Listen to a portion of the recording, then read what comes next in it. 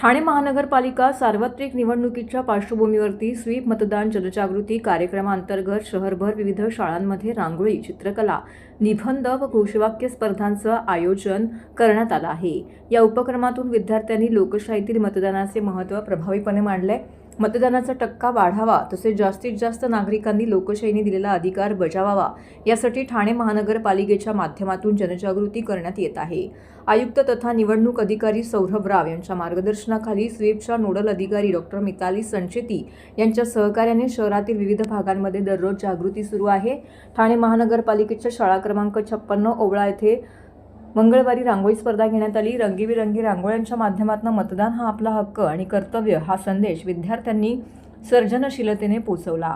दिवा प्रभाग समिती अंतर्गत प्रभाग क्रमांक 27-28 मध्ये SMG विद्यालय दिवा स्टेशन येथे मतदान जनजागृतीसाठी निबंध स्पर्धा, चित्रकला स्पर्धा, घोषवाक्य स्पर्धांचं आयोजन करण्यात आले। या कार्यक्रमात शाळेचे मुख्याध्यापक अनंत धातवे, सर्व शिक्षक वृंद, विद्यार्थी मोठ्या संख्येने उपस्थित होते।